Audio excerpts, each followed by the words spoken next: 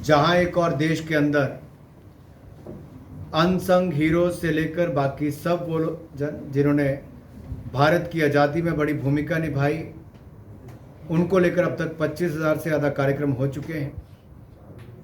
लेकिन आज एक बड़ी घोषणा और एक बड़ा निर्णय जिसको साझा करने हम सब आपके बीच में आए हैं।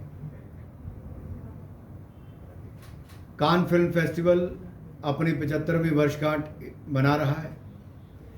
भारत और फ्रांस के बीच में डिप्लोमेटिक टाइज के 75वां वर्ष है। भारत अपनी आज़ादी के 75 वर्ष मना रहा है और इसमें जो पहली बार होने जा रहा है कि कान फिल्म फेस्टिवल में मार्शे डू फिल्म में अगर पहली बार किसी को ऑफिशियली कंट्री ऑफ ऑनर का इनवाइट आया है तो भारत के लिए आया है। ये बहुत बड़ी बात है कि कान फिल्म फेस्टिवल में कंट्री ऑफ ऑनर के रूप में भारत को सबसे पहले चुना जाता है, जहां इसके लिए हम उनका धन्यवाद भी करते हैं। दूसरी इसलिए भी महत्व रखता है कि जहां प्रधानमंत्री मोदी जी और प्रेसिडेंट मैक्रोन के बीच में एक और पेरिस में मुलाकात चल रही है। दूसरी ओर ये खुशखबरी कि Bharat officially country of honour Cannes film festival में है। इसके साथ साथ जो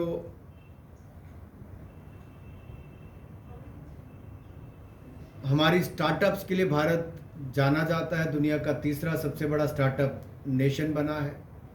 100 से ज़्यादा यूनिकॉर्न बने हैं। इसमें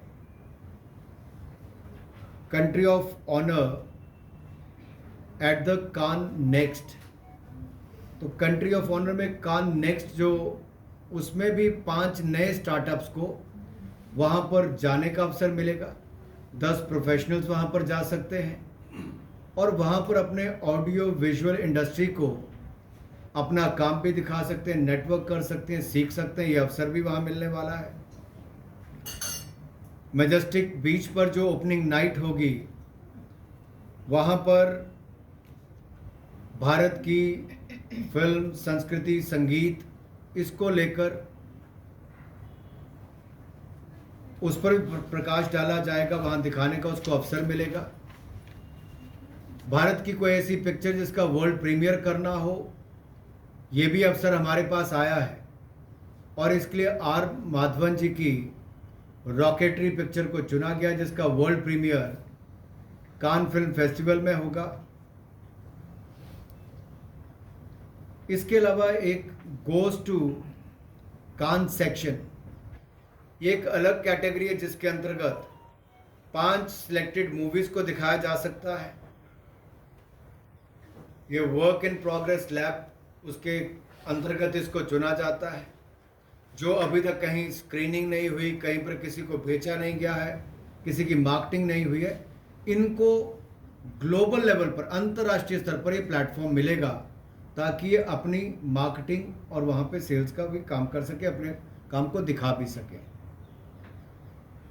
ओलंपिया स्क्रीन जो है सिनेमा हॉल, वो 22 मई को भारत को समर्पित रहेगी और इसमें भी भारत 5 ऐसी पिक्चर्स को दिखाएंगे जहां पर हम देश के अलग अलग राज्यों से चुनी हुई पिक्चरों को प्रयास करेंगे कि दोनों ही कैटेगरीज में गोज टू कान सेक्शन और ओलंपिया स्क्रीन में भी जिस दिन हमें 22 मई को दिखाने का मौका मिलेगा, वहाँ पे ऐसी फिल्मों को दिखाएं जिससे भारत की कंटेंट क्रिएशन की ताकत को दिखाया जा सके। केवल लार्जेस्ट फिल्म मेकर नहीं, एक ताकतवर देश के रूप में जो सॉफ्ट पावर के रूप में भी उभर कर आया है और फिल्म इंडस्ट्री ही भारत की एक और सॉफ्ट पावर के रूप में जानी जाती है।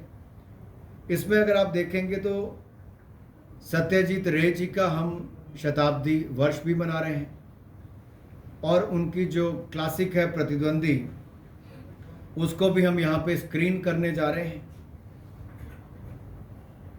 ये अपने आप में बहुत बड़ी अवसर हमारे पास है, सत्यजीत रे जी का भारत का काम दिखाना। सिनेमा द प्लॉ में इसको करके दिखाया जाएगा। इंडिया फोरम में चर्चा करने के अलग अलग अवसर मिलेंगे, जहां पर भारत में क्या क्या हो रहा है पॉलिसी मेकिंग से लेकर बाकी सब निर्णयों के ऊपर। वहीं पर इंडिया पवेलियन के अंदर मंच होगा जहां पे, और पूरे कान फिल्म फेस्टिवल में एक ब्रांडिंग की हमारे पास सुविधा होगी, और उसमें भारत को लेकर हम एक ही संदेश देना चाहते हैं, India the content hub of the world. पूरे कान फिल्म फेस्टिवल में ब्रांडिंग एक ही फोकस होगा, content hub of the world. Bharat को उस दिशा में प्रोजेक्ट किया जाएगा। इससे भारत में व्यापार के अवसर बढ़ेंगे, चाहे वो फिल्म शूटिंग की हो, पोस्ट प्रोडक्शन की बात हो, एवीजीसी सेक्टर की बात हो। ये सारे सेक्टर्स में कुल मिलाकर भारत में ज़्यादा लोग आएँ, फिल्में बनाएं, और भारत की फिल्मों को भी अंतर्राष्ट्रीय बाजार मिले, उस दिशा में हम लोग काम करने वाले हैं। So India the content hub of the world, इसके ऊपर ज़्यादा फोकस रहेगा, और यही हम सबका प्रयास है कि इस अवसर को, कि पहली बार किसी देश को कंट्री ऑफ ऑनर मिला है तो अपने भारत को मिला है, इंडिया को मिला है। इस प्लेटफॉर्म का हम सदुपयोग करेंगे भारत की rich culture, rich filmmaking, heritage, इन सबको दिखाने के लिए। बहुत बहुत धन्यवाद।